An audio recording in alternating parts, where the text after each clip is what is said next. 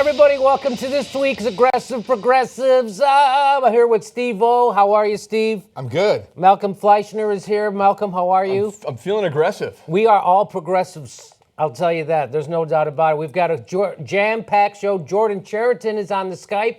We're going to be talking with him in just a few seconds. Then we're going to talk quickly about Cory Booker and the garbage person that he is. Then we're going to talk about cluster bombs. That's a real thing that we're producing in America, and it's more horrific than I even thought. Also, hey, Goldman Sachs, who's the big winner in the elections? Goldman Sachs. We're going to take a look at that, and then we're all going to talk about how we feel about Barack Obama's legacy and his speech he gave. And then we're going to have our happy birthday. Malcolm has a happy birthday for Rush. It's the shitty birthday. I'm sorry. Unhappy birthday or shitty birthday. There you go. Very, very special birthday recipient of the have a shitty birthday. Can we say who the? Go right. I don't. Sure. I mean, I feel bad for the people who aren't members. They're going to miss it, though. All right. It's a Rush Limbaugh shitty birthday. Have a shitty birthday. It's Rush Limbaugh's 66th birthday today, and we're going to celebrate what that means. Wow. I think there's in aggressive, progressive fashion. He's just 1/6 short. and just to tell the fans out there, Jimmy has been sick for a couple of weeks now. 2 weeks solid. But he has rallied to be on the show today. So thank you, Jimmy, for coming on. I know the fans really appreciate it. I know I appreciate it because you had a lot of great things to say. Also, shout out to Jordan Cheriton. He's on a well-deserved vacation. That guy has slaved away in all parts of America where things are not going well. He braved the cold of North Dakota for many, many weeks. Then he was out in East Chicago, Indiana, to look at lead poisoning. Breaking stories. Yeah, he's doing great work, and he's on vacation. And guess what he's doing on his vacation? He's coming on Aggressive Progressive. So thank you to Jordan. And there's no vacation from being aggressive progressive, Steve. That's true. It's a 24-hour day job. No, come on. Progressives takes no holiday. No. Yeah. All right. And just one last thing real fast. In addition to being great people to work with, these are some of my best friends here. Oh, what a nice here at TYT. So I'm happy to kick off the year with you guys. I'm happy to give you a Japanese tapeworm. I'm happy to share a table with you, but no, not a plate of food, Jimmy. Not a glass. You keep that. We just found out. It's a sushi joke. It's a sushi joke. We just found out that salmon has tapeworms in it, and I sent him some salmon. Yeah. Thank you. And I love sushi salmon. It may be my favorite. Next to Toro, it's my favorite sushi to have is sushi salmon. Oh, what a heartbreaker. Anyway. That's you mean the porn star? Yeah. Oh, she's great. She's great. I admire her work too. And she's got tapeworms. She works exclusively in tapeworms. All right, let's go to Jordan Cheriton. Jordan, are you there? Hey, Jimmy, how you doing? Hey, buddy, good to hear your voice. Good to see your face. Now, you got a little sun, huh? Look at you. Yeah, I'm getting my Jutan going. Okay. All right. Now, Jordan, tell everybody what you've been working on. Now, you've been going around. You first went to Flint, then you went to East Chicago, and you're finding lead in the water and cover-ups. Am I correct? Yeah. So over the summer, I had gone to Flint. I wanted to go back there. The rest of the media was pretty much letting it slide into the memory that Flint was still a crisis. So I went there. Then obviously I was in Standing Rock. The last week of the year, I went back to Flint and discovered that there was some very questionable testing going on. The EPA was testing for lead, but only testing in certain neighborhoods that might have newer pipes. They were only testing on cold instead of hot. As you know, cold water, you'll get lower levels of lead than hot water. And then I went for a follow-up to East Chicago, Indiana. I had been there over the summer. East Chicago, Indiana, real quick, low income, poor community built on top of a lead smelting plant. Lead emitters go out into the community, the DuPont insecticide, and then paint factory, basically lead everywhere. So they had found insane levels of lead in the soil over the summer. The EPA at that time on camera told me this is not a water issue like Flint. When I went back at the end of last year, there's water in the lead. There's lead in the water. Right. Lead in the water. And There, I decided, okay, I was in the home of a nice elderly woman. The EPA had checked her home. They found lead in the sink water. However, they told her, yeah, you're fine to shower. Well, they didn't test her shower. They didn't test her water heater. So I did it myself. I'm working with a private investigator. We sent it to a lab. What do you know, Jimmy? Insane 780 parts per billion of lead in the water heater. In English, if the allowable limit is 15. They found Wow. 780. And that's in East Chicago. Why that's critical? East Chicago is overseen by the EPA District 5. EPA District 5 covers Flint as well. They're doing the same selective testing in Flint that they are in East Chicago. And I know from other stories that lead is a lot of scientists and doctors think that lead it contributes to violence, and that there's been studies done that when they took the lead out of gasoline, a lot of people are making the theory that that's contributing to our declining crime rates and our declining violence rates. Now, there's a lot of violence in that part of the country, a lot of gun deaths, East Chicago, correct, and but there's also, of course, poverty. But that would make sense because if there's lead in the water, that would be, according to the latest theories, that would be contributing to the violence. Oh yeah, 100%. And it's what I'm uncovering now, and what the mainstream media ignores because they just report what the EPA tells them as if it's gospel. It's not only lead that's the issue. It's not just that they're selectively testing for lead; they're not testing for bacteria. So you say you're not the smartest tool in the shed. Right. I'll dumb it. I'll dumb it down because I don't quite understand it. So in Flint, when they were trying to recoat the pipes, instead of actually changing all the pipes, which is what they need to do, these pipes in Flint, in East Chicago, everywhere, 50, 60, 70 years old, lead pipes. They're coating it with orthophosphates. Orthophosphates, it's a chemical, and it's food for bacteria. So in trying to diminish the lead in these pipes, they're creating bacteria. They're not testing for bacteria. The investigator I just told you about has gone into 30 homes in Flint. He has tested for bacteria. The test that I did in East Chicago, Indiana, also tested for bacteria. They're finding all sorts of bacteria coming out of the sink water, coming out of the showers, but that's not being tested for. And in Flint, in East Chicago, the EPA, Governor Schneider, incoming Vice President Pence, who didn't go down to this neighborhood, by the way, black and Latino people, they're saying, oh, you could shower, you could bathe. Well, they're not testing for anything other than lead, and they're also not testing the shower water. So A, you don't know if lead's coming out of the shower water. You don't know if bacteria. In the homes that I tested in East Chicago, this is just an internet journalist, I found chloroform, you know, the shit they put on in the scary movies to make you fall asleep. Chloroform, manganese, bromochloridine. I can't even pronounce half of these things. So if you inhale lead, very dangerous. But if you inhale these other things, also very dangerous. And the EPA just had a meeting in Flint last night to do a victory lap. The water is improving. We soon will declare it safe drinking with a filter. It's not. It's not safe. Now, I've also heard some people theorizing that this isn't an accident in Flint, and that the reason that they want to do that is now people will move out of Flint. They can then bulldoze it and then go gentrify it and put up high rises and whatever they want to do. What do you make of that theory? Well, I'm not going to go as far to say they intentionally poisoned them because you need evidence for that. But in the response to this crisis, as in East Chicago, as in Detroit, which has had very big issues with water, they're not exactly doing everything they can to make low-income, poor Black people and Latinos stay. You know, in Flint, for example, no media attention because if it doesn't involve Donald Trump, sorry, we can't do it. All of these communities in Flint were getting shut-off notices for their water. And if you don't pay in a week, Christmas week, you're evicted. I don't think they're going to do that to people on the Upper East Side right. if there's water issues. In East Chicago, Indiana, they've barely done anything. They've tested 40 homes. The homes they have tested, all they tell you is you have high levels for lead. we'll get back to you on the rest. I mean, could you imagine if you have kids, if you're an elderly, like the woman that I interviewed, she's a recent widow. She got a letter, you might have high levels of lead, and then she doesn't hear from the EPA for a month.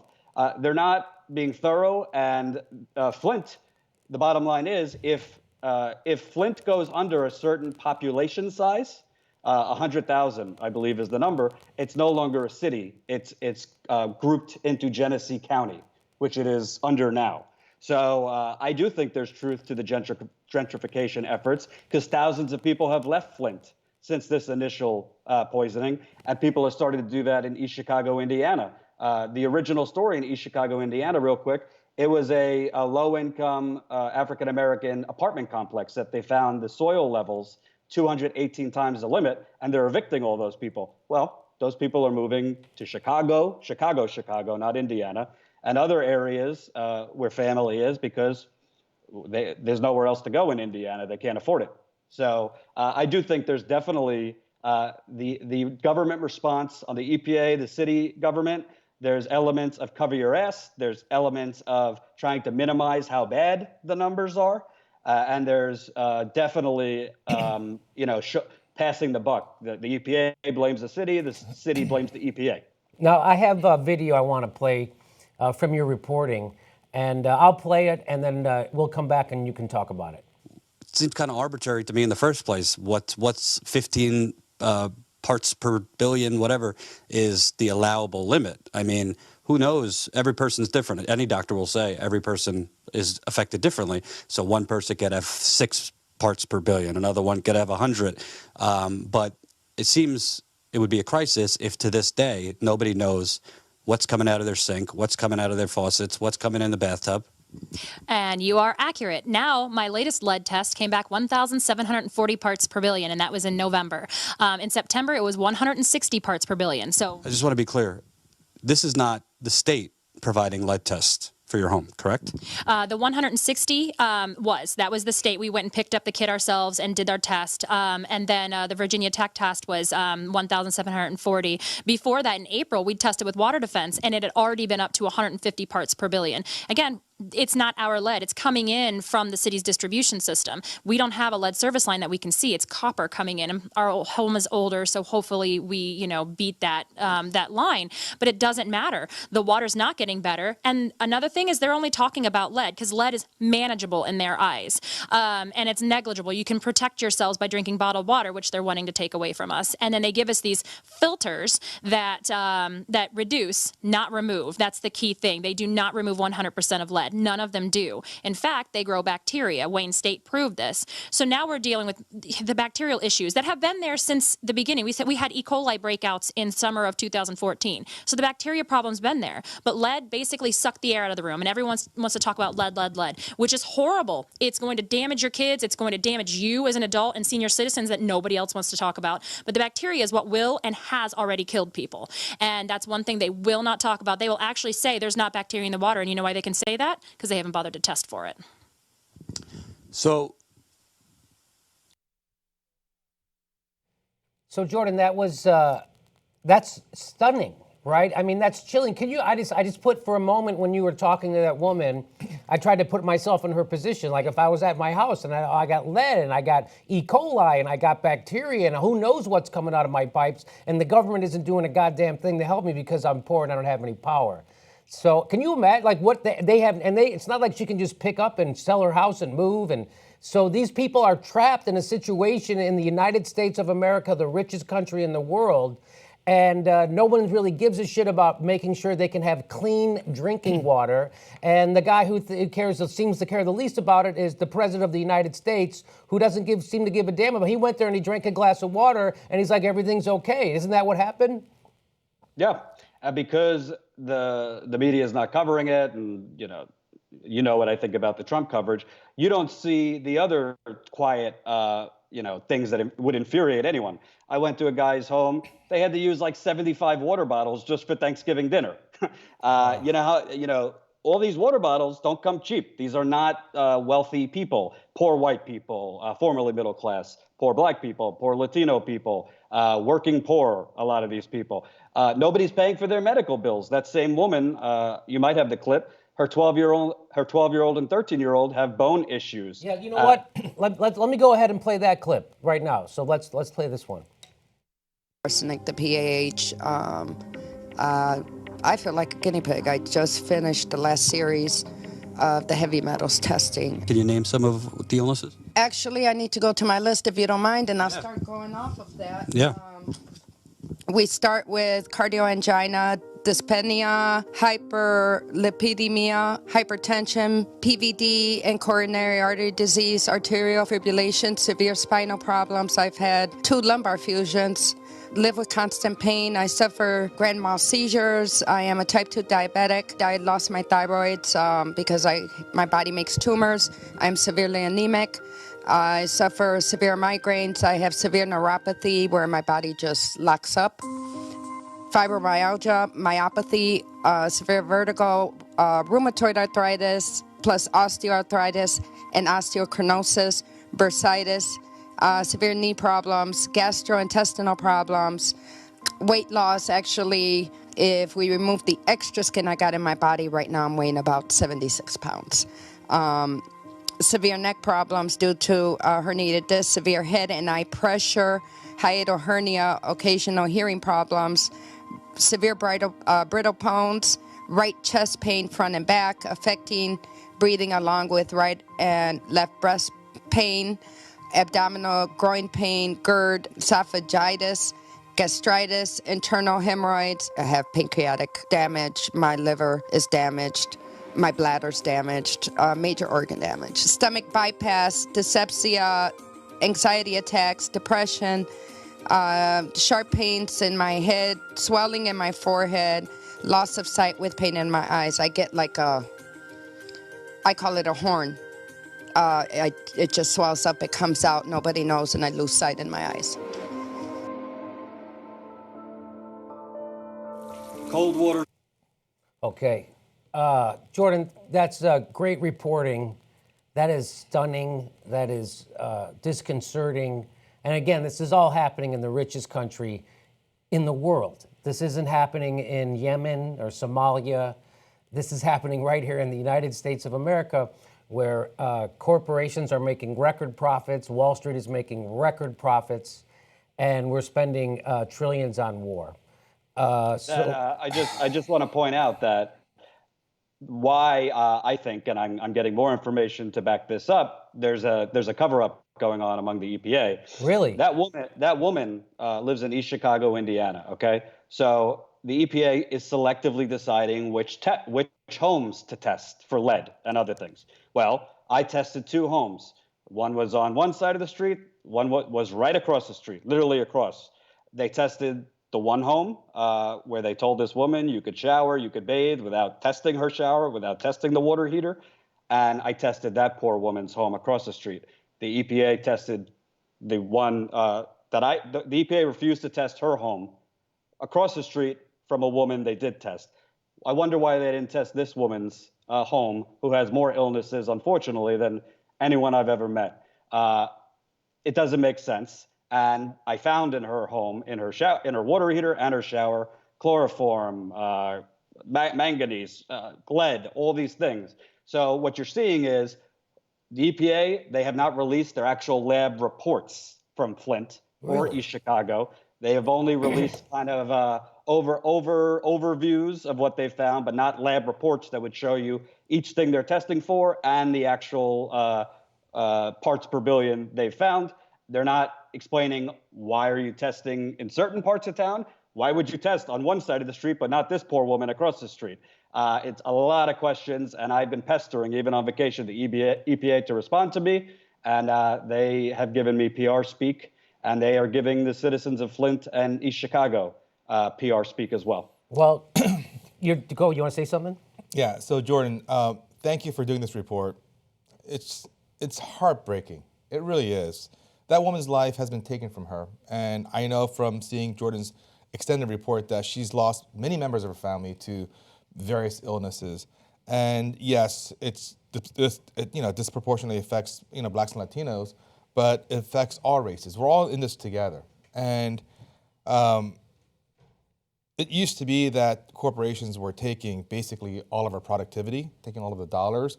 So our wages are stagnant, record profits for the few at the very top. But now they're taking more than just our dollars. They're taking our lives. They're taking our health. They're taking our well-being. And when we are living in a society where we don't have access to the essentials like air and water, and we have to literally fear for the lives of our fellow Americans, their children, and the unbelievable suffering that they have to go through. Yes. The monumental suffering. And so I want everybody to check out the full videos over at TYT Politics. That's where Jordan's doing all his great work. You go to youtube.com/TYT Politics and check out everything. Now, we're up against a break. So, Jordan, maybe if you want to hang on, you can talk about, we're going to talk about Cory Booker's malfeasance in a second. But right now we got to throw it because the free part is over.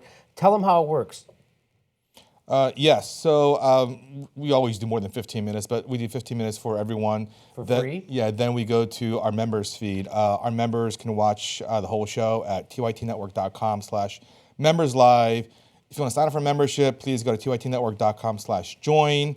And for those who don't want to do either, you can catch clips of the show on YouTube for free on the weekends. So right now we're going to switch over to our members only feed, which is tytnetwork.com/members live. And okay, so we'll see you there in just a few minutes. Jordan, if you can stay with us, stay with us. When we come back, we're going to talk about Cory Booker and the crap he pulled last night and the stupid stuff he said on the internet today to me. We're also going to talk about Barack Obama's legacy. We got a shitty birthday to Rush Limbaugh coming up. We got a lot of stuff coming up. It's a jam-packed show. I'm going to get excited and start swearing pretty soon, so stick around. We'll see you in a minute.